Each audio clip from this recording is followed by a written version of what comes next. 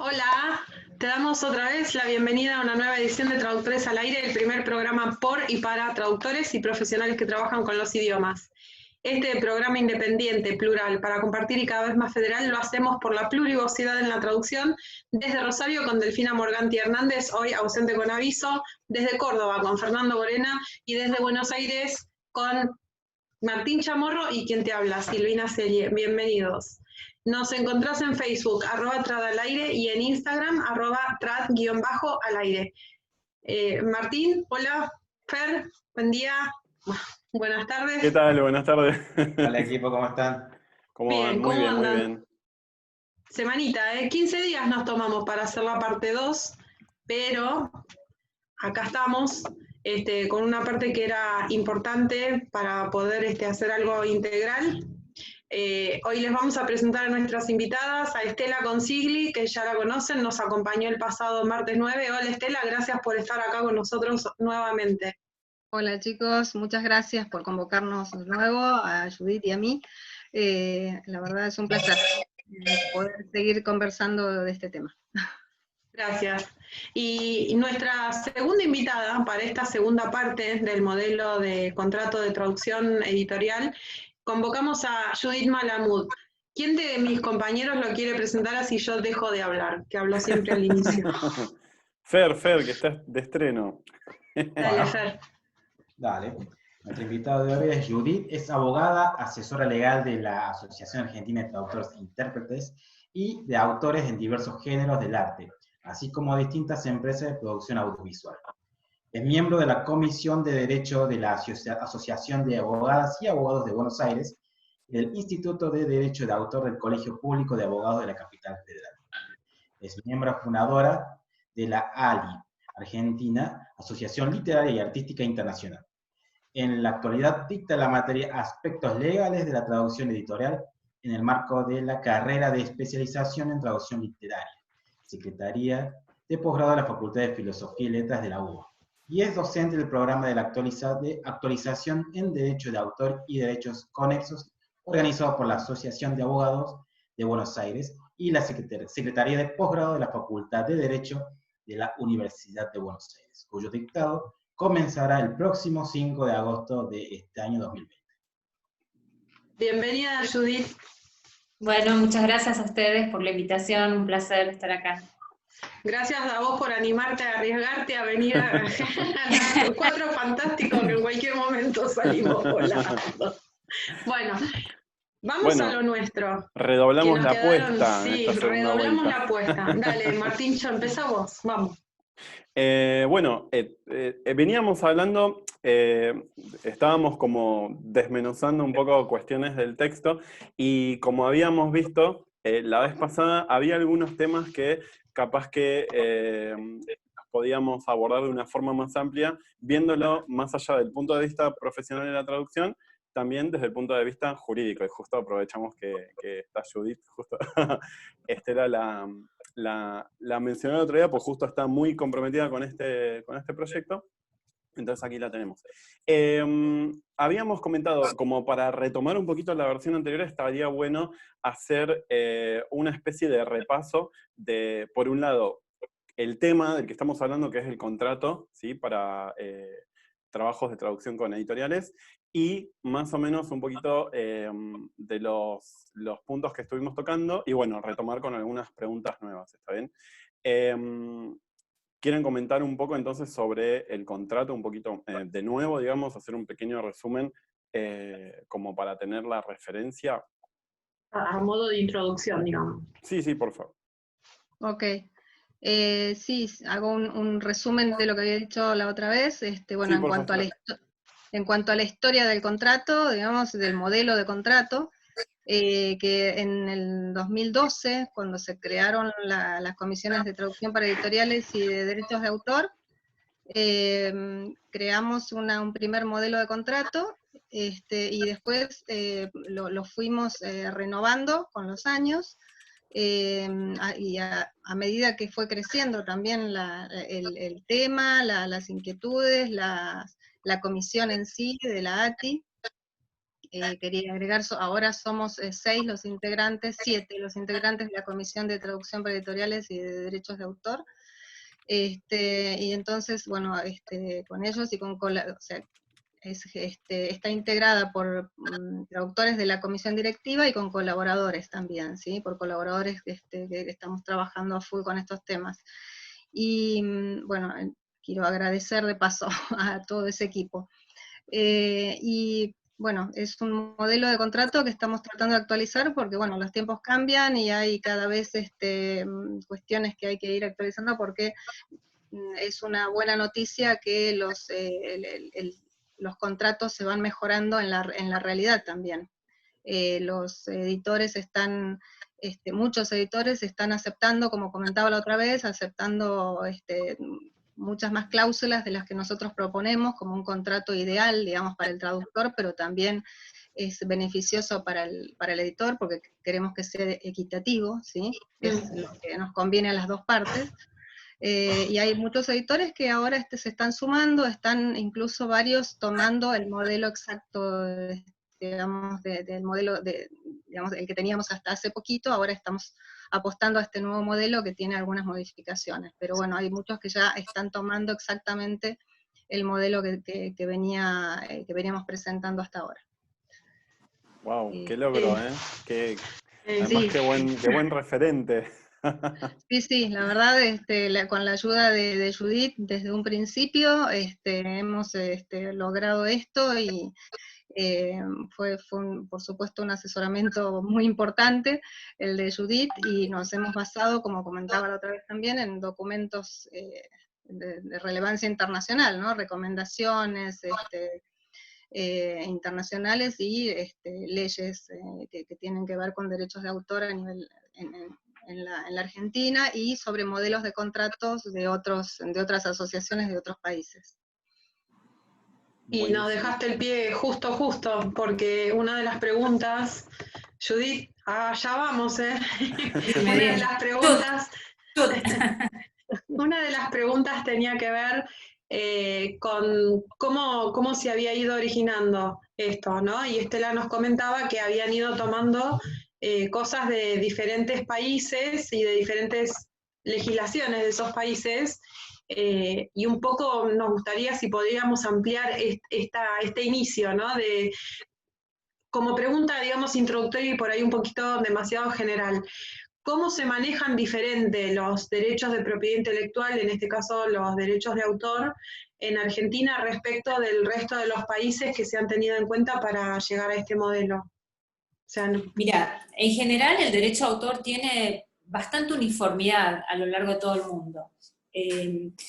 No solamente porque las leyes son bastante parecidas entre sí, sino que hay un convenio internacional, que es el Convenio de Berna, para la protección de las obras literarias y artísticas. Es como una especie de gran protocolo comunicacional uniforme. Entonces ahí en ese convenio tenés pautas muy básicas a las cuales tienen que estar adheridas todas las naciones.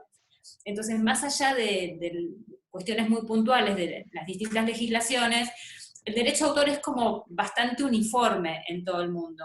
Es decir, que no hay legislación que no reconozca al traductor como autor de su obra de traducción. Puede variar a lo mejor el plazo de protección, pero también hay bastante uniformidad. Nuestro plazo de protección es de 70 años contados durante toda la vida del traductor, más 70 años contados a partir del 1 de enero del año siguiente al de su muerte.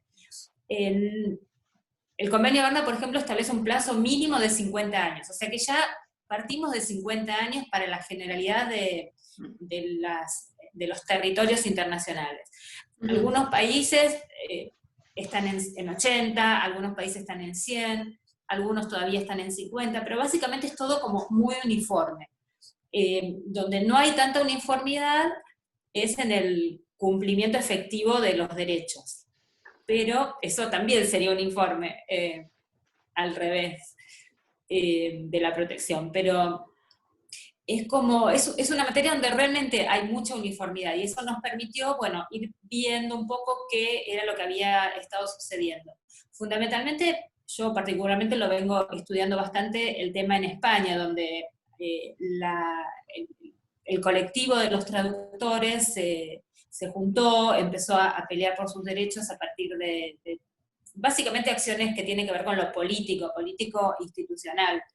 Entonces eso permite posicionarse de una manera más firme frente a los editores. Esto mismo hicieron los músicos cuando crearon Sadaic, o los autores dramáticos cuando crearon Argentores en nuestro país, la DAC ahora, que es hace unos años cuando finalmente logró el reconocimiento de los derechos de los directores de cine. Entonces, el germen de todo está en la asociación y en que una comunidad afín dentro de una rama del arte pueda trabajar de consumo para lograr la defensa de sus derechos. Sin esto es muy difícil que vaya un traductor a querer negociar un modelo de contrato, a querer negociar las tarifas. Entonces, esto fue un poco lo que sucedió. Empezamos a ver concretamente cómo lo habían logrado en España, cómo lo habían logrado en otros países, y tratar de recogerlo con la idiosincrasia que tenemos en Argentina, y teniendo en cuenta que el sector editorial era muy difícil, muy hostil, muy hostil al reconocimiento de los derechos, sobre todo las grandes editoriales. Pero bueno, es un trabajo que se hace día a día, y a través de la... Perdón, muy acostumbrados, ¿no? Los editores a plantar cuál era la cancha y poner las reglas del juego. Sí, eran los dueños de la pelota, de la cancha, del equipo, de los y del sponsors, sí. de todo, exactamente. Sí. Aprovecho que vos mencionaste el tema de estas nuevas entidades que surgen ahora con el tema de derechos de autor también, y te traspaso una pregunta que tenemos acá, una oyente, María Eugenia Pugliese, que nos pregunta que le gustaría saber qué pasa con el derecho de autor de los intérpretes, del uso de la voz, además del discurso que ellos interpretan. ¿Los intérpretes tienen derechos de autor también o están en camino, por ejemplo, en España? Porque la verdad es que España siempre va bastante adelante en algunas cosas. Lo que ha hecho España, sobre todo en la década de fines del siglo pasado, o las primeras décadas de este siglo, fue como exportar su ley de propiedad intelectual prácticamente a toda Latinoamérica. Entonces, muchas leyes nuevas latinoamericanas son más o menos copiada de la española. Los intérpretes no tienen derechos autorales, porque el derecho de autor aplica a los autores. Los intérpretes tienen lo que se llaman derechos conexos, que es el derecho de intérprete. Es parecido, pero no es exactamente el mismo alcance. Ellos, lo que se protege es una interpretación de una obra ya creada. En cambio, el derecho de autor protege la obra. No puede haber una interpretación si no hay una obra interpretada. Nosotros tenemos una sociedad de gestión que es ADI, que es la Sociedad de Artistas e Intérpretes, pero básicamente está orientada a la protección de los intérpretes musicales. No sé si contesto la pregunta. Bueno, María Eugenia nos puede escribir, pero yo entiendo que sí, básicamente ellos, por lo menos por ahora, no tienen derechos de autor, salvo los derechos conexos que vos mencionabas recién. Replica María Eugenia igual y dice, pero en la traducción sería lo mismo, también se traduce una obra ya creada, siempre tuve esta duda, claro. No estaba cuando busqué esta información. Sí, entiendo que la diferencia radica en que la traducción es básicamente escrita y que la interpretación... Perdón, no. Ok, ¿cómo sería? A ver. La traducción es una obra. Estamos hablando de, a lo mejor estamos hablando, lo que está queriendo preguntar María Eugenia es la interpretación de un intérprete en vivo, ¿no? Digamos, un intérprete, sí, un intérprete. ¿No? Entiendo que sí. No específicamente un traductor, claro. Porque, la traducción es una obra. Es el resultado de expresar una obra ya existente en otro idioma. La interpretación en el sentido de traducir la obra, claro, verbalmente, yo estaba como focalizada pensando, pero estaba pensando como un intérprete musical, o en un actor. Sí. En la medida ok. que el intérprete está traduciendo la obra, está realizando un acto de traducción. Con lo cual sí, la única diferencia es la modalidad de expresión de esa traducción. Pero sería una traducción. Ok, perfecto. O sea, tienen básicamente ahí los mismos derechos. Sí, por eso, bueno, la ATI es traductores e intérpretes. E intérpretes. Intérpretes de la traducción. Perfecto. Digamos, Chicos, intérprete significa pasarlo a al idioma de llegada una obra original expresada en otro idioma. Tendríamos que pensar un poco, lo que pasa con los intérpretes de traducción es que ahí sí estamos hablando del soporte utilizado, ¿no? No termina en un soporte a lo mejor físico, como podría ser la obra traducida, que está a lo mejor el destino sería un papel, claro. Pero la obra traducción, la obra interpretación de la traducción, en la medida que tiene los caracteres que tiene que tener la obra traducción para ser considerada obra, ¿cuáles son? Tiene que tener la impronta de la personalidad del autor, es lo que nosotros decimos. Quiere decir que la interpretación o la traducción no es la misma si la hace Estela que si la hace Martín o que si la hace Silvina. Un plus, algo distinto y personal le pone cada uno de ustedes. Entonces, eso lo hace protegible. Y en la interpretación es lo mismo. Perfecto. Martín, ¿querés preguntar vos? Sí, hay una consulta de Débora que pregunta, ¿dónde trabajás, Judith? Te quiere hacer una consulta. Se perdió la presentación. ¿Cómo sería? ¿Dónde tengo el estudio? Yo tengo mi estudio y trabajo en mi estudio. Bueno, Débora, igual si podés ser un poquito más específica, porfa, aclaranos, así le preguntamos. Respecto de los derechos, yo tenía una consulta que vos, Judith, habías mencionado sobre la duración de los derechos de autor, que entiendo está entre 50 y 70 años según la región. Había una parte del contrato que hablaba de la cesión de derechos de la traducción a la editorial, y habla el contrato de un plazo de no de uno, sino de 5 años. ¿Puede ser que este plazo sea, digamos, variable o que incluso sea un plazo perpetuo en algunos casos? En realidad el contrato no dice cesión, ¿no? A ver, perdón. Si dice lo tachado, está mal. No. A ver, un segundo. Estaba tratando de encontrar cláusula. la parte, a ver. Es autorización de uso, sí. Debe ser la primera entonces, cláusula 1. Para que hagan la Autorizaciones. imagen acá. No, dice que el traductor autoriza al editor de modo irrevocable y sujeto a las condiciones a la utilización de los más amplios derechos, sí. O me equivoqué de cláusula. 6, sí, en la cláusula 6 que dice plazo, ¿sí? Ok. Te salteaste un montón. Perdón, pero justo como estamos hablando Sí. de los tiempos, yo digo, capaz que está bueno tocar esto también, pero disculpen que me salté el orden. Ok. Bueno, Plazo, acá estamos hablando, ahora lo estoy viendo. La cláusula 6A, sí. Sí. El tema es así, nosotros desde la ATI quisimos encauzar el tema de los contratos de traducción y darles la real entidad. Queremos salir de esta consideración de cesión absoluta por la cual el traductor escribe su obra, la traduce y pasa a ser enteramente del editor. Eso sería una cesión absoluta y por la cual el traductor nunca recuperaría sus derechos. Exacto. Entonces por eso estamos hablando de autorizaciones de uso.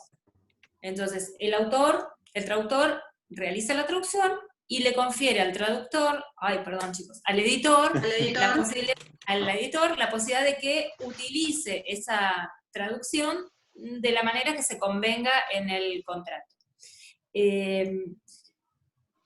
Esta es una lucha de todos, es la lucha, como les decía recién, del director de cine, del guionista, del de novelista, el editor quiere tener todos los derechos, recibirlos y luego ver qué hace. Entonces estamos como cambiando el paradigma, tratando de salir del tema de cesiones para pasar al de las autorizaciones de uso. Y esta autorización de uso, en el modelo anterior creo que teníamos un plazo de 10 años, lo estamos como acotando. En este nuevo contrato estamos pensando en un plazo de 5 años. Al cabo de 5 años habrá que hacer otro contrato. No estamos cómodos con que el traductor ceda sus derechos hasta toda la eternidad, y para todos los territorios, y de manera que no pueda jamás recuperar sus derechos. Entonces, este es como el paradigma, ¿no? Hablar de autorizaciones de uso, que luego, obviamente, en la práctica va a ser difícil de negociar. En la medida que esté colgado en la página LATI, bueno, el traductor siempre puede decir, pero tenemos un modelo de contrato, eso tiene un peso muy importante a la hora de negociar. Ahora, no está solo. No está solo, exactamente. Ahora, este supuesto es distinto, porque de lo que estamos hablando es que el editor cede la traducción a otro editor. Acá lo que está cediendo es en realidad un derecho, un activo intangible que tiene el editor, y está cediendo ese activo intangible a otro editor. ¿Por qué? Porque ya no trabaja más como editor, porque, no sé, por distintas razones. Entonces, el plazo y todas las condiciones atinentes a este contrato no se modifican. Lo que está cediendo es un derecho específico que tiene un editor para que esa obra traducida pueda ser publicada a través de otra editorial. No es una cesión que realiza el traductor de su propia obra de traducción. ¿Se entiende la diferencia? Sí. Y en el caso de la cesión también se recomienda un arancel adicional, ¿cierto? De esta segunda cesión. Sí. O por lo menos, muchas veces, a veces se puede, a veces no se puede. Nuestro objetivo en esta instancia es que el traductor sea notificado de la cesión. Exacto. Porque de repente puede ver su obra, no sé, estaba en tal editorial y aparece en otra sin ningún tipo de anoticiamiento previo. Es como bastante violenta esa situación. Entonces, bueno, en esta instancia estamos, bueno, notificame, no me pidas permiso, pero por lo menos notificame, haceme saber que a partir de ahora la obra va a estar editada por tal otra editorial. Mínimamente, ¿no? Las veces que se habrán enterado más de un traductor que ha pasado esto, y es como que, ¿cómo habrá sido tantos años? Por eso pensaba también en esta resistencia, y hablábamos al principio de que han sido reyes y señores, digamos, han puesto las reglas, han decidido cómo jugar, quién juega, cuándo, así que buenísimo que ahora se esté aceptando, básicamente, que no es tampoco una cuestión de llevar las cosas al otro extremo. No es cambiar un extremo por otro, es encontrar una posición media para ambas partes. Totalmente. De alguna forma, digamos, mi pregunta también apuntaba a esta cuestión de algo que, digamos, ya venimos experimentando de una forma un poco más palpable con el tema de los aranceles orientativos, ¿sí? Porque en comparación con lo que era hace 5 años, hace 10 años, hoy por hoy, por ejemplo, en la comunidad profesional tenemos mucho más conocimiento y mucho más amplitud de posibilidades a la hora de cotizar trabajos, y esto se debe justamente a esta ida y vuelta, y como mencionabas vos, Judith, al tema de que está presente en la página. Nosotros, por ejemplo, ¿no? Como comentaba el otro día con unas colegas, tenemos una de las profesiones donde más se cuestiona la cotización, y en muchos casos, por alguna razón, podemos decir, mira, yo me atengo a los aranceles orientativos de mi asociación profesional. Entonces, nada, o sea, la idea es la siguiente: hacer estas preguntas como para decir qué podría pasar en el caso muy probable de que nos vengan con esto. ¿Está bien? Digamos, medio que apuntaba por ese lado mi consulta. Temita, el de los aranceles. Sí, decía Estela. Sí, Estela. Sí, perdón, no, con respecto a los aranceles es como un parámetro, como para que tanto clientes como traductores puedan tener una referencia, y lo mismo pasa con el contrato, pero el contrato más que un parámetro es un ideal, ¿sí? al que intentamos llegar los traductores, digamos, porque siempre es más conflictivo negociarlo, digamos, pero bueno, también es esto que yo decía antes, que tratamos de hacer un modelo que sea posible de cumplir.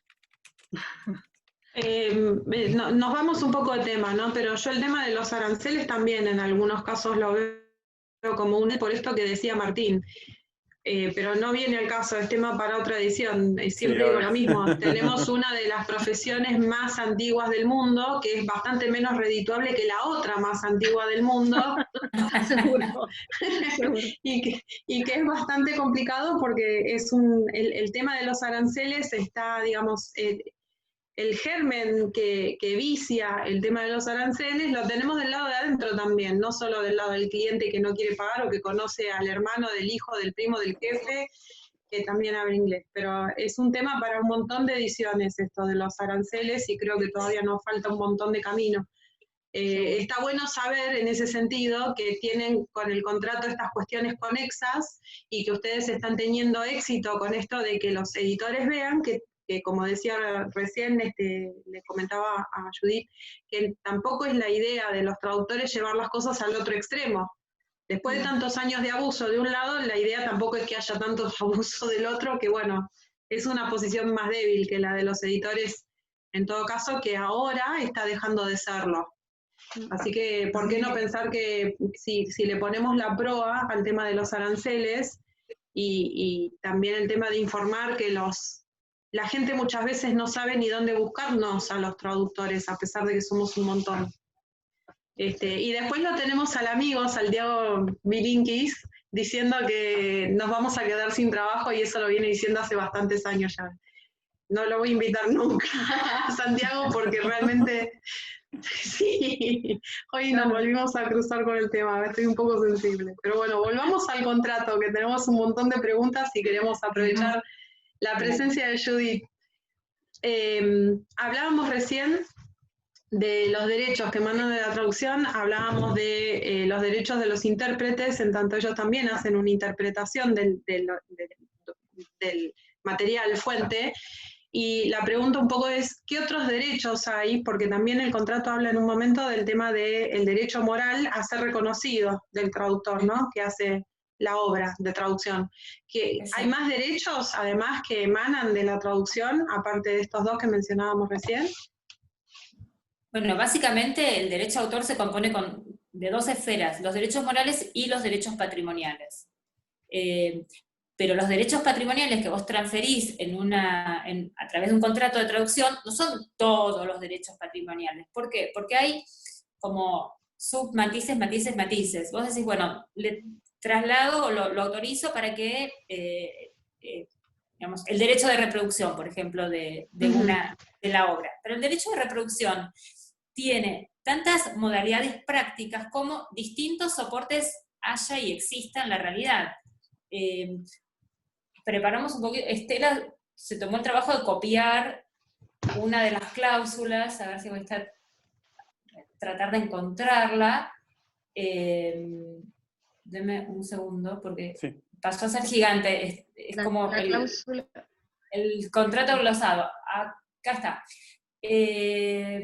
Por ejemplo, en realidad estamos hablando de por ejemplo, para los dispositivos móviles, ¿no? Como sí, lo que tiene que ver con el contrato electrónico, la publicación electrónica. Entonces decís, bueno, es un derecho de comunicación pública o de puesta a disposición, pero no alcanza con eso, tenés que detallarlo. Por ejemplo, tenemos dispositivos fijos o móviles de lectura, como por ejemplo lectores de libros electrónicos, smartphones, TV, PC, tabletas, estaciones de lectura, terminales, otros dispositivos que pueden ser por cable o inalámbricos, y a su vez la comunicación puede ser por internet, por UTMS, por cable, por satélite, por radio móvil, otros medios de transmisión.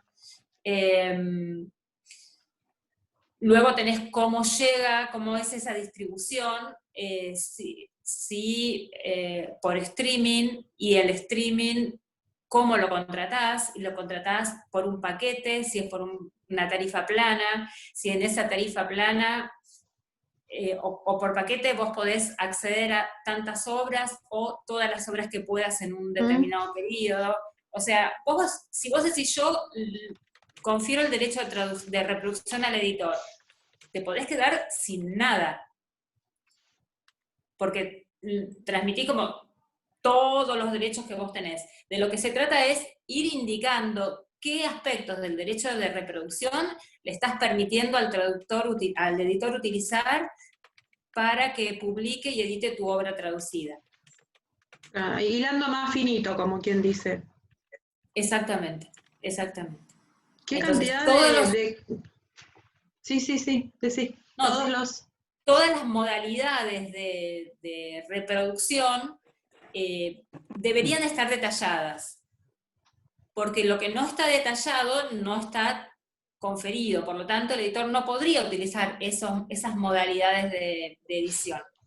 No podría, pero tampoco está prohibido, eso va a ser lo que el editor... Pero bueno, depende cómo esté redactado el contrato, claro. Y tampoco, lo que vos decías, es cuestión de decir, ahora necesitamos contratos de 300 páginas, no es la idea, sino que el editor tenga los más amplios derechos y facultades para el uso y para la modalidad de edición que está gestionando con el traductor. Ok, perfecto. Buenísimo. Estás muy callado, Fer. Dale, ¿querés preguntar algo? Sí, estaba viendo el tema del contrato, sobre todo que ahora que estamos hablando de aranceles, el tema de que estaba viendo en caso de una fluctuación en cuanto a la parte económica, y siempre se habla de la buena fe, y hay otra parte más del tema que habla sobre la cesión, no es cesión, sino es, ahí digo, en la puesta de medios digitales, que ambas partes de negociación llegará a una buena fe. Son nuevos términos que permitirán llegar a un acuerdo. Ese tema de la buena fe, ¿se puede aclarar dentro del contrato o solamente dejarlo a criterio de un acuerdo entre el traductor y la traductora y la editorial? Lo que pasa es que el tema puntualmente de los medios digitales, la innovación tecnológica es tan rápida, tan cambiante, que vos no podés imaginarte qué va a suceder. Si nosotros nos hubiéramos imaginado hubiéramos conversado hace 3 años, el común de la gente como nosotros que no vive inmerso en un mundo tecnológico, sino que, bueno, usás más o menos determinadas herramientas, que íbamos a estar celebrando cumpleaños, 15 personas juntas a través de un sistema que se llama Zoom, todos nos estaríamos viendo y hablando y a lo mejor cantando más o menos sincronizadamente, vos habrías dicho, no sé qué me está diciendo, no sé qué, no entiendo. Bueno, entonces, ese crecimiento tecnológico, esa cantidad de dispositivos, es tan cambiante que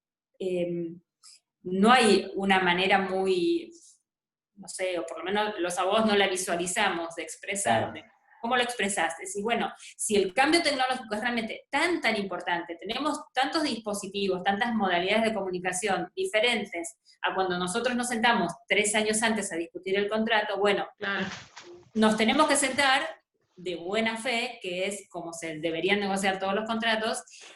No quiere decir que cada uno no tenga que defender de la mejor manera lo suyo, económicamente, o con lo mejor que pueda, pero lo tenemos que negociar y la única manera de negociarlo es de buena fe.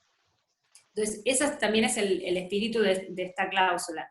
Cambiaron tanto los sistemas, cambió tanto la posibilidad de explotación de las obras en tan poco tiempo que nos vamos a tener que sentar y negociarlo de alguna forma. Perfecto. Buenísimo. O sea que sí, el contrato es un documento más vivo que nunca. ¿Qué iba a decir? Hablando de, retomando un poquito lo que estábamos hablando recién sobre la autorización, ¿sí? del uso. Voy a tratar de ser un poquito más ordenado y voy más o menos en orden de aparición. En la cláusula 1, que justamente dice autorizaciones, Dice, efectuada la traducción, la traductora autoriza a la editora de modo irrevocable y sujeto a las condiciones pactadas en este acuerdo. Entonces, ¿existe la posibilidad de que eso irrevocable se tenga que revocar, digamos? ¿Y cómo se materializaría esa revocación o cancelación? ¿Quieren que lo conteste yo? Bueno, también, ¿por qué debería ser irrevocable? Porque en verdad el editor organiza toda su estructura comercial en base al contrato que está firmando, ¿no es cierto? Dispone de recursos, de insumos, contrata gente, contrata a un imprentero, organiza su estructura económica. Y no sería muy correcto que el traductor dijera, ¿sabes qué? Mejor no firme. Sí, lo firmé, pero bueno, no voy a hacer la traducción. Me arrepiento. ¿Cómo? Me arrepiento. Me arrepiento, sí. Hay un principio general de los contratos que dice que los contratos están hechos para ser cumplidos. Entonces, ese es el sentido de lo irrevocable. Vos firmás un contrato y lo tenés que cumplir. Por supuesto que si hay causas que ameritan rescindir ese contrato, bueno, obviamente que eso sí se puede hacer. Eso está en otra instancia. Pero en principio ambas partes se juntan y dicen, bueno, voy a hacer esta traducción, me vas a pagar tanto, de esta manera, y vas a tener tales derechos. Eso, en principio, no debería ser modificado. Por eso la cuestión de la irrevocabilidad. Ahora, el editor no te paga el precio, o aparece una versión con muchos errores, o no consigna tu nombre como traductor. Bueno, ahí estamos hablando de una eventual rescisión o resolución del contrato.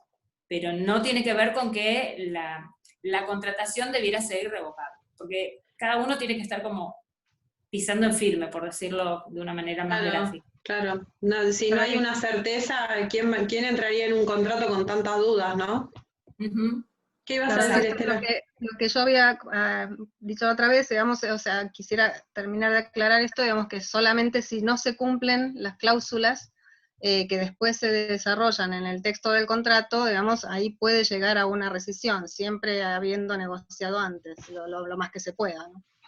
Sí, de hecho creo que se establece, no sé cuál de las cláusulas es que establece la rescisión.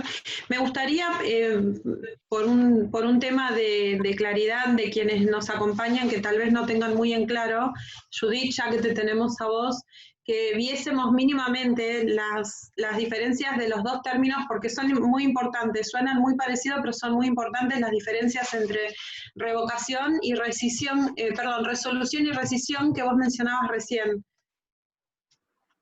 Se los puedo contar, pero básicamente es un tema muy, muy de abogados.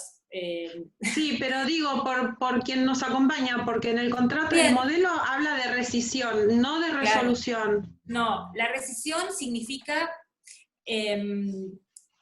la terminación del contrato cuando ya se cumplieron algunos de sus efectos. En cambio, la resolución implica que como que no existió nada, para decirlo en términos muy básicos, ¿no? La resolución es ab inicio, desde el momento cero.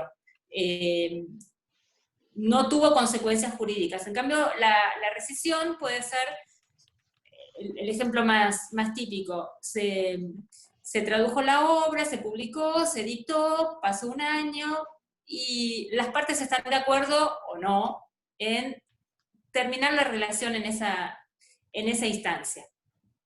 No podemos decir que la obra no se publicó, que la obra no se tradujo, que el traductor no cobró su anticipo o sus derechos. Simplemente, llegado un punto del recorrido, cada uno tomó distintos caminos. Eso es básicamente la rescisión.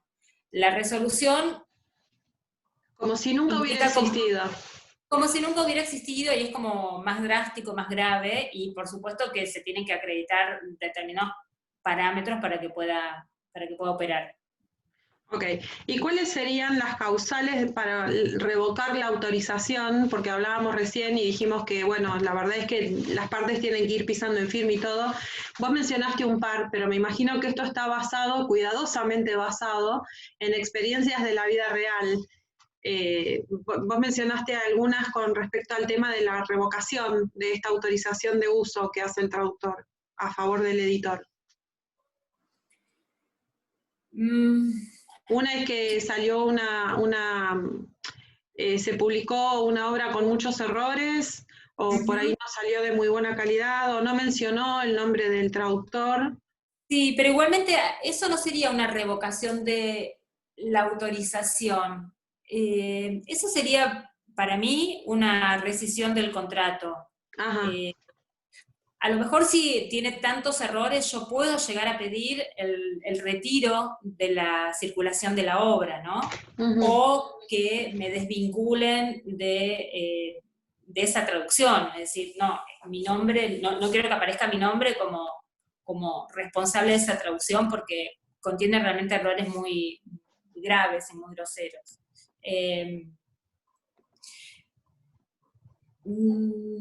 No se me ocurre algo como distinto. Ok. Hay una parte del contrato, ahora que vos decís, que mencionabas recién el tema de que se retire mi nombre y todo, mencionaste en algún momento el tema de la obra, la cláusula 9, perdón porque volvemos a saltar casi hacia el final, habla de destrucción parcial. Sí. Se habla si el editor tuviera en stock más ejemplares de los que considera necesarios para la explotación normal de la traducción, el editor podrá, sin que ello implique rescisión del acuerdo y demás. Ahora, acá me saltaron un par de dudas. Primero es por qué destruir los ejemplares que ya están listos, porque entiendo que para destruirlo tienen que haber estado, primero. Y segundo, ¿qué sería la explotación normal en términos jurídicos? La explotación normal de la traducción. Sí, esta cláusula la tomamos en realidad de un contrato, de una situación que se daba en Francia. No estamos destruyendo el stock, no estamos destruyendo las obras. Y tiene que ver con que en este mundo que vivimos cada vez más densamente poblado y cada vez con menos espacio para los humanos y para las creaciones humanas, el papel ocupa mucho lugar. Entonces tiene que ver básicamente con eso. A veces y hay mucha rotación editorial, esto también es un hecho muy, muy concreto. Entonces, esto significa darle la posibilidad al editor a que reduzca su stock. Básicamente se trata de eso. ¿Y qué se considera explotación normal?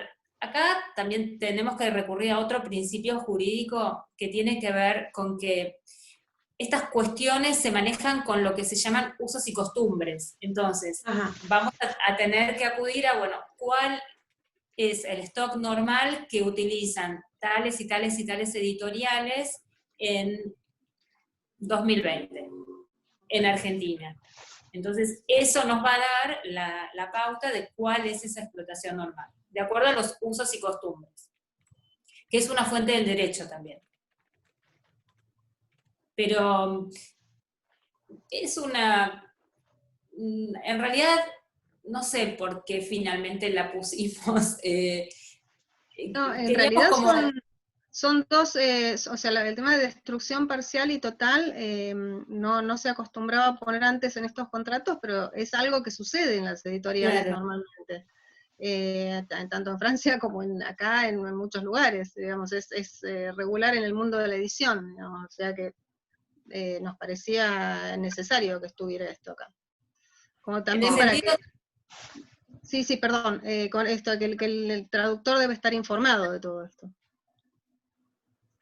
Totalmente. Y a mí claro. Es como poner... Sí. Perdón, sabíamos que estas cuestiones sucedían y dijimos, bueno, perfecto, nuevamente, avísame que necesitas reducir tu stock.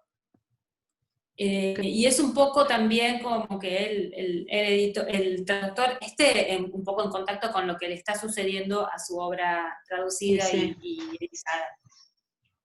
Totalmente, sí. Además, sí, debe Dale, ser, es Mati. un tema que es importante mencionarlo, porque son pasos importantes de todo el proceso. Hablando justamente de la comunicación respecto de los movimientos, ¿cierto?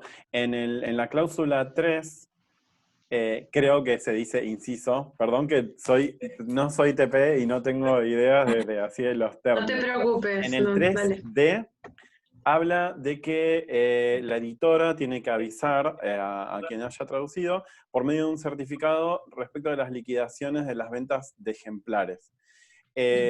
Dos preguntas. Una, ¿el certificado siempre lo emite el editor o la editora? Y la otra, ¿cómo hacemos nosotros para comprobar, para controlar ese certificado? El editor es quien te tiene que informar, porque es quien vende y recibe los ingresos producto de esas ventas de ejemplares. ¿Cómo haces para controlar? No tenés manera de controlar. Ok. O sea, es una especie de declaración jurada. Nuevamente, sí tenemos que recurrir al principio de buena fe, porque el traductor tiene que estar en su propio oficio, en su propia profesión, que es traduciendo. No está contando la cantidad de ejemplares que se van vendiendo, ni puede ir obteniendo información de las distintas librerías y los canales de distribución de los libros. No hay manera de controlar. Cuanto mayor sea la informalidad en una economía, menos exactitud van a tener estas liquidaciones. En economías menos informales, bueno, es más factible que haya una mayor correspondencia entre las liquidaciones y la presentación de estos certificados y las ventas que efectivamente se hacen. Perdón, quisiera agregar algo aquí. Esto lo había comentado la última vez, habíamos hablado de esto, pero digo que en realidad es una tarea, es también una cuestión de usos y costumbres del mundo editorial, porque es una tarea que hacen con los autores de las obras originales, de pasarles esta liquidación. En general se supone que tienen que hacerlo con los autores, entonces por eso, si estamos hablando del traductor como autor, también le correspondería, digamos, estar informado de estos movimientos de la editorial, ¿no, Judith? Sí. Y respecto de la confidencialidad, ¿sí? Justo en el punto siguiente, en el 4, sí, que, sí. bueno, el traductor, la traductora, se compromete a guardar confidencialidad sobre toda la información relativa a la editora y a la obra. ¿Cómo se maneja el tema de la confidencialidad y cuáles serían las consecuencias que podría tener en el caso de no respetarla, de no manejarse adecuadamente? Hay como muchas instancias. Creo que Estela, un poco habías comentado, ¿no? La semana pasada, o sobre el tema. A ver, hay datos confidenciales que tienen que ver con la contratación, hay datos confidenciales que tienen que ver con la propia obra, y hay otros datos que tienen que ver con cuestiones de marketing de los editores, cuándo querrán dar a conocer la obra traducida y bajo qué condiciones. Entonces, el tema de la campaña de marketing en general es un punto importante que se considera. De ahí el tema de la confidencialidad. Y hay cuestiones que tienen que ver con el know-how de la empresa, ¿no? Cómo se corrige, cómo se contrata, cuestiones que tienen que ver con modalidades internas de la propia editorial y esto de cada empresa, que puede no tener ganas que el traductor la divulgue, la haga conocer a terceros. Y me habías dicho cómo se controla, qué sanciones puede tener. Claro, ¿qué consecuencias puede tener? Sí. Bueno, nuestra ley digamos, nuestro Código Civil y Comercial parte de la base de que nadie puede causar a otro un daño. En la medida que la violación de esa confidencialidad cause un daño al editor, bueno, el traductor tendrá que hacerse cargo de reparar ese daño. Sí. Estamos hablando de responsabilidad civil, ¿verdad? Pues, digo, sí, okay. Sí, por supuesto.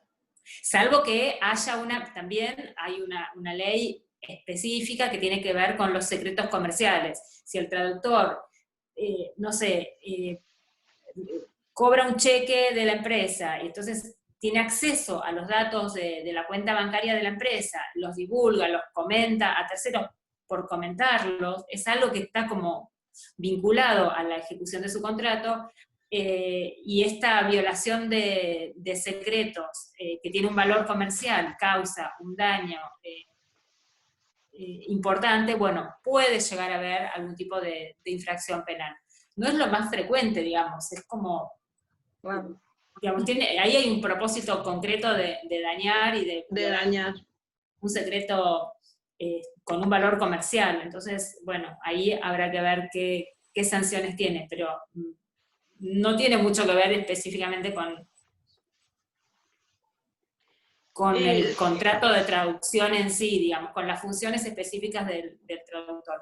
Lo más importante, a veces, por ejemplo, lo que más puede preocupar al traductor es, por ejemplo, está haciendo la traducción de, no sé, de un guión de una serie que va a salir por Netflix. Y el editor, que no es en realidad el editor, sino el productor de la serie, le dice, no podés mencionar a nadie que estás trabajando para esta serie. Y hasta tanto la serie no se publique y vos aparezcas en el rodante, no vas a poder decir que estuviste trabajando para este proyecto. Y eso le causa un perjuicio al traductor, porque obviamente integra su currículum, pero bueno, las condiciones son esas y lamentablemente no lo puede divulgar. Bueno, eventualmente es una cuestión de tiempo, porque tampoco es que va a pasar tanto tiempo y después lo va a poder incluir en su currículum.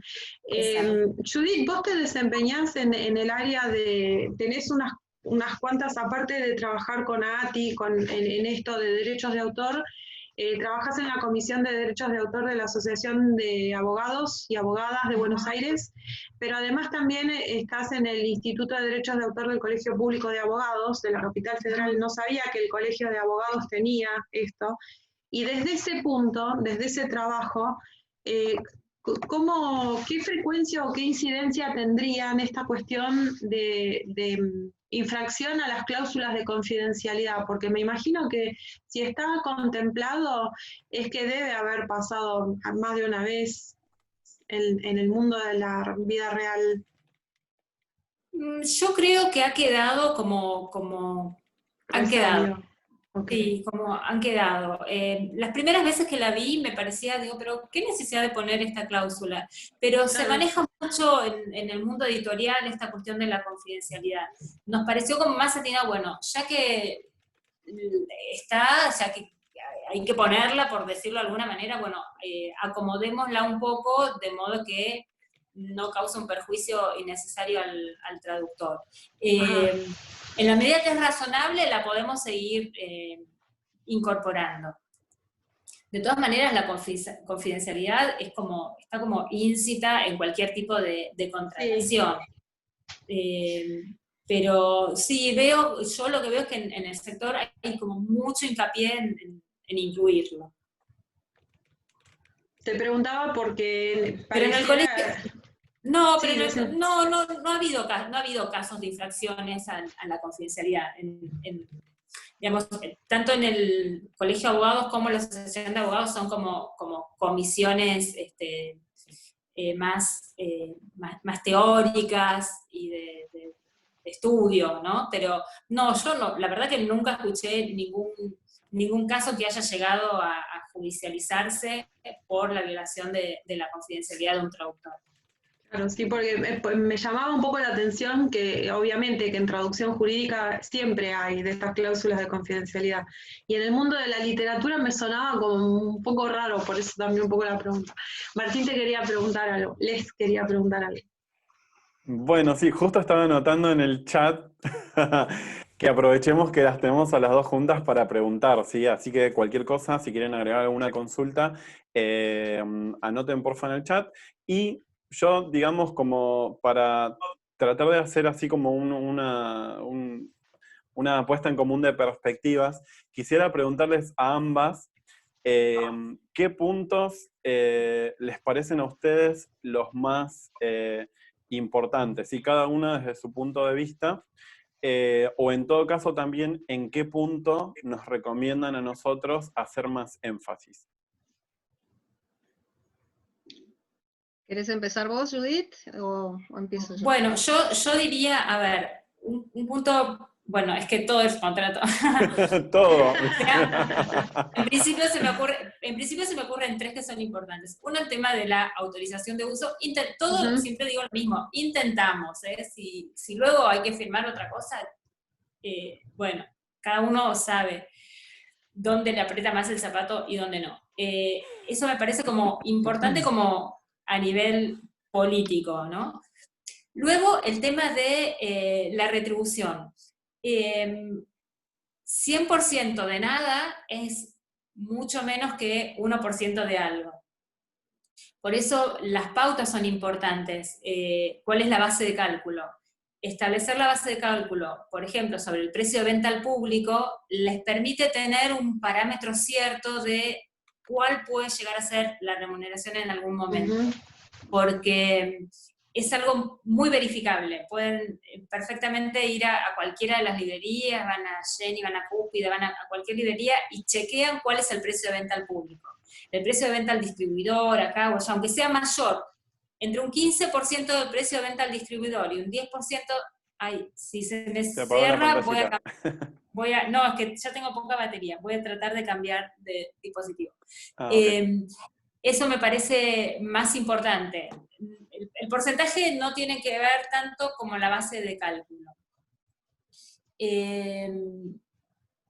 Y esas me parecen que son las cosas más importantes a tener en cuenta. Y luego, bueno, intentar, como seguimos, esperamos que cada vez, de hecho cada vez se logra más, es que el nombre del traductor aparezca en la tapa, ¿no? Es una reivindicación que realmente es muy, muy loable, que va con la propia naturaleza de las cosas, y la verdad que es un reconocimiento que se debe, y que además está en la ley de propiedad intelectual, con lo cual claro, no debería no estar. Debió haber sido siempre también, ¿no? Así es. Sí, debió haber sido siempre. Estela. Sí, es lo que había comentado también la otra vez, digamos que hay como principios ineludibles, digamos, que en un contrato los puntos fuertes, sólidos, es esto que mencionaba Judith, de la no cesión de los derechos patrimoniales, sino la autorización. De la autorización de uso y por un tiempo determinado. Eso es lo que hay que defender mucho. Y por supuesto esto de considerar la remuneración inicial como un adelanto de los derechos de autor, un anticipo, ¿sí? Porque también, como dice Judith, es una cuestión política, más que nada somos autores de nuestra traducción, entonces necesitamos, o sea, es importante también mostrarle al editor que no es que uno va a cobrar mucho más, ni que ellos van a cobrar, van a perder dinero, sino claro, que es una cuestión simbólica, y que es importante para el autor, para el traductor, porque se siente autor de su traducción.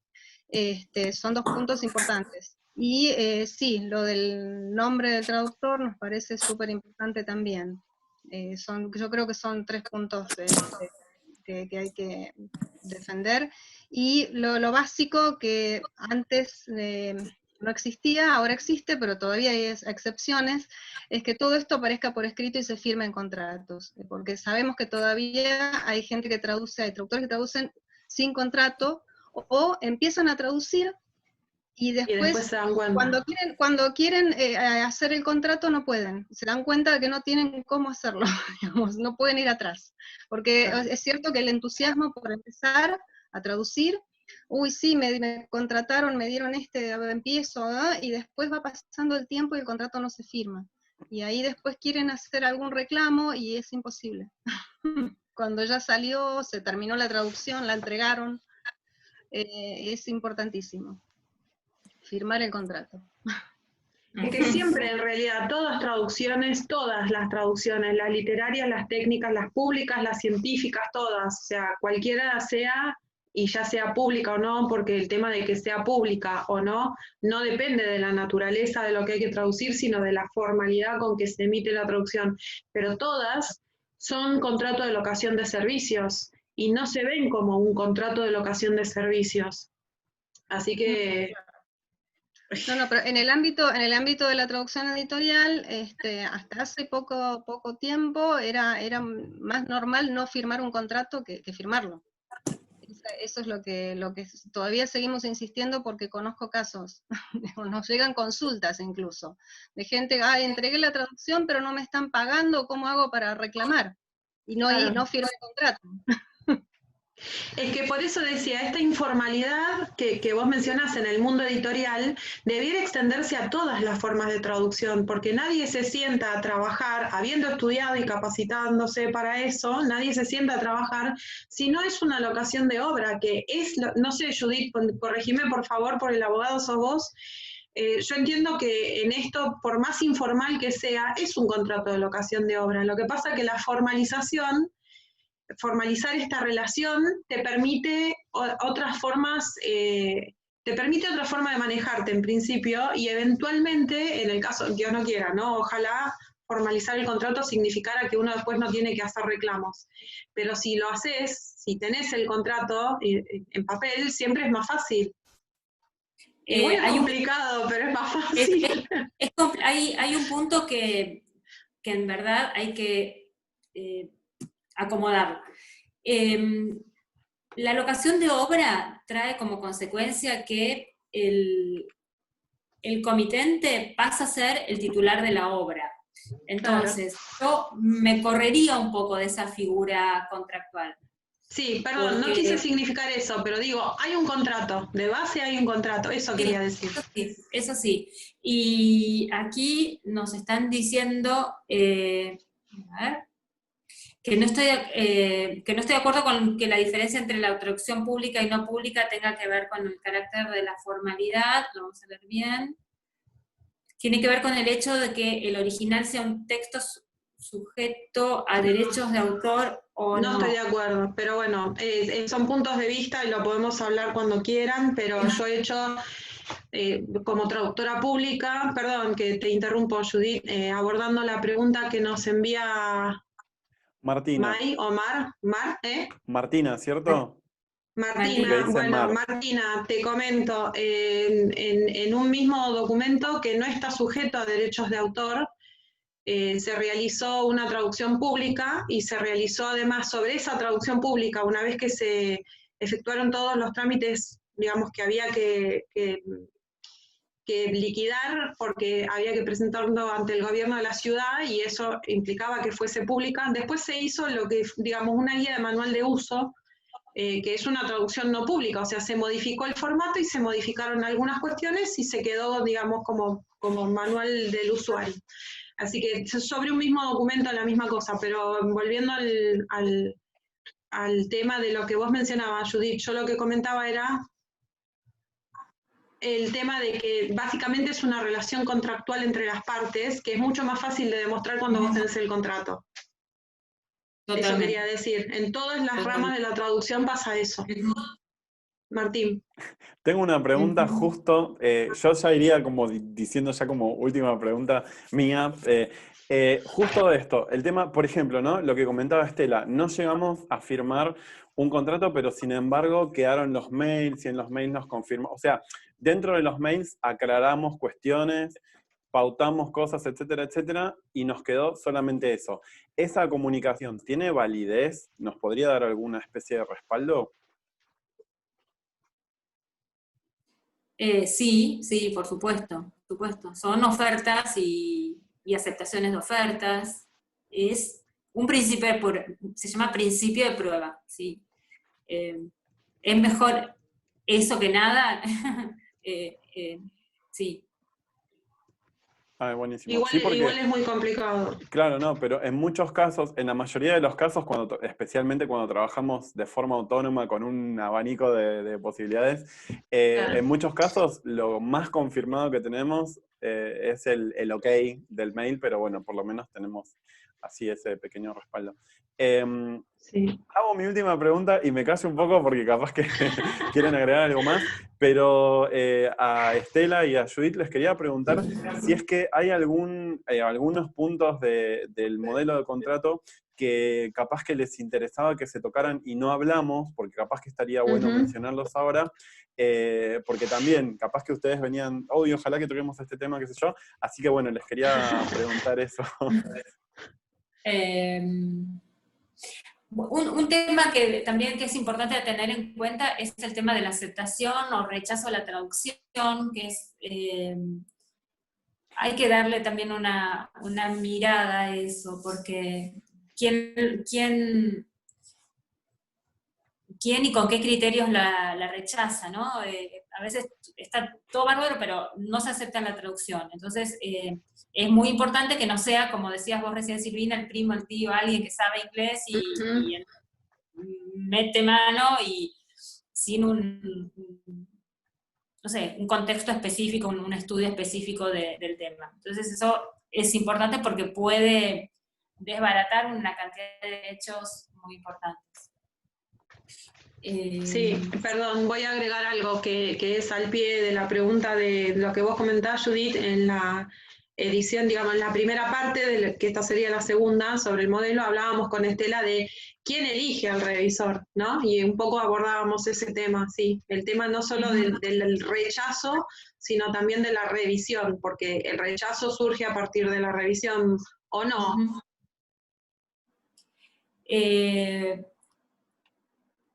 Sí, yo le comentaba, no sé si, yo comentaba que en realidad eso depende de la editorial, ellos eligen a los revisores, digamos, ¿no? A los revisores y correctores, pero sí, seguí, era eso. Perdón. Okay. No. Ok, como punto importante entonces, el tema de la aceptación o el rechazo. Sí. Y ahí, en realidad, lo más conveniente siempre es poner un plazo a partir del cual o dentro del cual, si no se expresó nada, queda aceptada. En el caso de silencio, ok. Bueno, chicos, no sé si alguien de la audiencia, Fernando, vos que estás ahí calladito, o alguien quiere hacer una pregunta para aprovechar a nuestras invitadas antes de cerrar la edición, que ya estamos sobre la hora. Fer. No, yo quería decir, no preguntar, pero sí aclarar algo que me llama mucho la atención con el tema del contrato, que aparezca en la traducción el nombre de o la traductora. Cuando leí eso, me puse a pensar, es cierto, cómo hay muchos libros subtitulados, cosas traducidas que nunca percaté antes de ingresar a la facultad, y tampoco me lo han mencionado el hecho de incluir el nombre del traductor o la traductora, y cuando leí el contrato empecé a pensar y dije, sí, ¿por qué no debería estar incluido? Si es nuestro trabajo, está traducido a nuestra cultura, en nuestro idioma, a nuestra cultura, y yo hice eso y quiero que la gente sepa que eso que están leyendo, que estoy proporcionando para que ellos entiendan lo que el autor original quiso transmitir, lo están leyendo, lo están entendiendo. Sí, Me parece que debería estar incluido y vos fíjate cómo es la costumbre, ¿no? ¿Cómo es la costumbre? Uno lee los libros y nunca, difícilmente decían, ahora esperemos que con esto cambie. Bueno, Martín, no sé si vos querés decir algo. Gracias, Fer. Sí, yo nada, estaba pensando capaz, Estela, si querías agregar también alguna otra cosa de algo que a vos te haya quedado como ahí en el tintero o algo.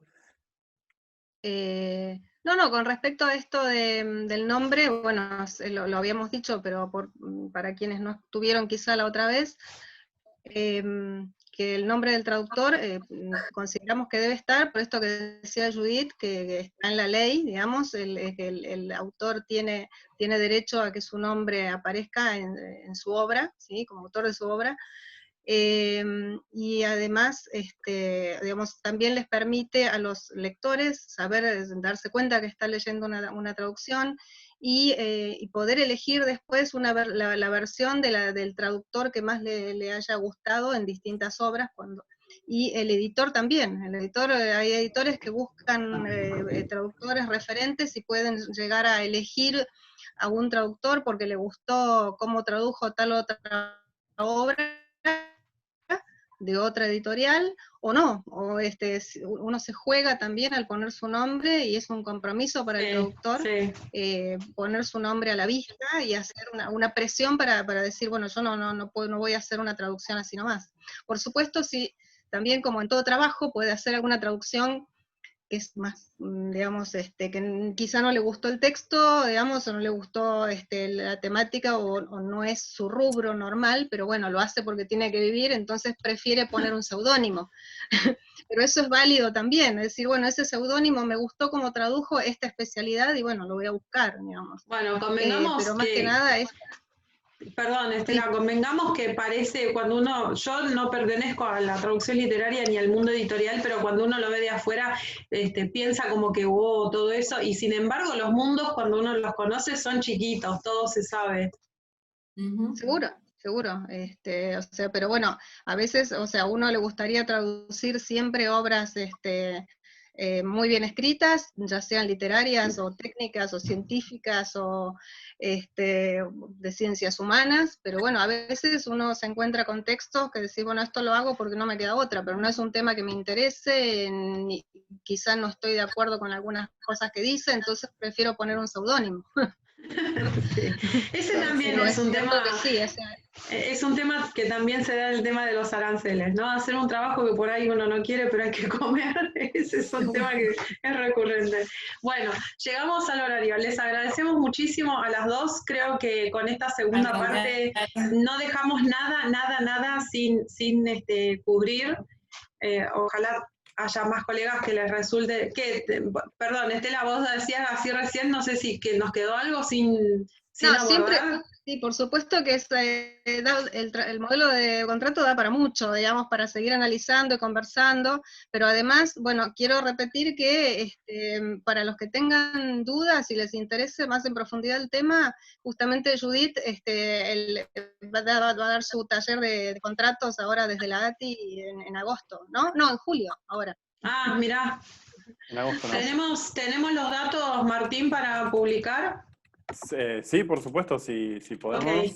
Ya mismo pongo el enlace. Perdón porque no lo tenía en cuenta, lo hubiera incluido en la grilla. Bien, Judith, no nos dijiste nada tampoco. Bueno, de todas maneras sí, está bueno, vamos a compartir la información. O sea, lo que intentaba yo decir es que si tenemos algo más para aportar en este momento, porque como vos decías, Estela, esto también es algo que va cambiando y se le van agregando cosas, o sea, es un modelo vivo que se va actualizando. Por lo menos por ahora no tenemos nada más que aportar. Ojalá lo próximo que podamos aportar en una nueva edición que hagamos al respecto sea que cada vez son más los editores, o sea, repetir esto que vos mencionabas recién, ¿no? Como que se van derribando algunas contrariedades del mundo de la vida real de los traductores editoriales. Seguro. Sí. De hecho, muchas gracias. Sí. Dos cositas nada más. En el curso de contrato de traducción, la idea es trabajar sobre contratos reales que hayan tenido que firmar. Digamos, esa es la consigna del taller. Y luego también paso otro aviso parroquial Dale, sí. Con relación estamos, que lo leyeron al inicio, estamos lanzando la primera corte del programa de Derecho a Autor, que va a ser, es de un año, es el primer programa de esta extensión que se realiza. Es un proyecto que veníamos trabajando desde distintos lugares, tanto yo por un lado como la gente de compañeros de la Comisión de Derecho a Autor de la Asociación de Abogados y Abogadas, Y la verdad que es como un proyecto muy interesante porque vamos a dedicarle 128 horas a hablar sobre, 128 horas cada uno de hablar de derecho de autor, lo cual nunca se había hecho hasta ahora en Argentina, así que... Bien ahí. Bueno. Para puntualizar esto que vos Después les decías, vamos a Judith, pedir que nos ayuden un poquito con la difusión también, pero okay. ya se larga sí o sí en agosto. Para puntualizar, esta es la actualización en derechos de autor y derechos conexos que organiza la Asociación de Abogados de Buenos Aires y la Secretaría de Posgrado de la Facultad de Derecho de la UBA, y comienza el 5 de agosto de 2020. Me imagino que de esto tienen flyers ya publicados, porque sí, para agosto no falta nada. Sí. Genial. No falta nada, se los voy a pasar. Sí. Dale. Genial, chicas, perdón, colegas, muchas gracias por haber aceptado arriesgarse en otra nueva edición. Va a ser un placer tener novedades al respecto más adelante, siempre que decimos lo mismo. Repito, por ahí no se quieren hacer cargo mis coequippers. Siempre digo que ojalá este sea el primer encuentro de muchos, porque supuesto, siempre hay cuestiones nuevas que tratar y además siempre la audiencia se renueva, como diría Delphi, una frase de la Chiqui que Delphi hubiera citado de haber estado presente con nosotros. Yo les agradezco de todo corazón este tiempito que nos han regalado, ojalá sea de mucho provecho para los colegas y le paso el micrófono a mis coequippers también para que las saluden. Muchas gracias. Compa. Hola, muchas gracias. Muchas gracias, Estela, muchas gracias, Judith. Fue un programa me encantó escucharlos, y como estudiante, sí, me encanta saber que cuando empiezo a trabajar de esto tengo algo que respalde todo lo que sé y cómo ejercer los derechos que tenga. Buenísimo. Bueno, muchísimas gracias de parte de la ATI, de parte mía por esta convocatoria, y gracias a Judith por acompañarme y a todos ustedes, ¿sí? Y a todos los que nos han escuchado de nuevo también, que se han sumado. Muchas gracias a todos. Gracias por la invitación, espero que les haya servido. Sí, por supuesto. Además tenemos acá las dos especialistas, además que estuvieron hiper involucradas en todo el proceso. Está en pantalla el flyer con el curso de Judith, ¿sí? De contratos de traducción. Empieza el 26 de agosto, ¿está bien? Y cualquier cosa pueden enviar un mail a cursos@ati.org.ar. Y tengan en cuenta esto, que es algo que vienen remarcando tanto Estela como Judith. Pueden mandar su propio contrato, su propio prototipo de contrato para analizarlo. De hecho, es parte del taller, así que lo tienen, es la tarea, ya tienen tarea. Así que bueno, muchas gracias nuevamente, un gusto compartir el espacio. Si quieren prendemos un minuto en la camarita, si hacemos una foto, y bueno, listo, así... Tenemos un pequeño Martín, recuerdo que me saco, ahora sí. Siempre ahí hinchando con la fotito. No, me gusta porque vos te acordás siempre de esas cosas que yo no me acordaría nunca. Le mandamos el recuerdo a Delphi de hoy, ¿sí? A Delphi, sí. Bueno, ahí va, ¿sí? A la 1, a las 2 y a las... Ahí va. Bueno, y el martes que viene... ¿Qué pasa el martes que viene? El martes que viene vamos a tener nuestra edición número 200. ¡Esa! Y vamos a tener un invitado posta a posta. Así que bueno, esta fue la 199, así estamos casi ahí. Bueno, nada. El resto no podemos decir mucho porque Delfina nos tiene a todos cortitos. Pero bueno, estén atentas y atentos porque el martes que viene tenemos edición 200, ahí, digamos... Con algunas si estuviésemos novedades. En la radio estaríamos haciendo una mini fest de traductores al aire, que nunca hicimos.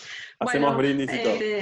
Brindis y todo, y seguimos cuarenteneando. Muchas gracias, buena semana, cuídense mucho. Muy bien. Buena semana, gracias. Igualmente, hasta luego. Gracias. Chao, chao. Hasta luego. Chao, chao. Besos.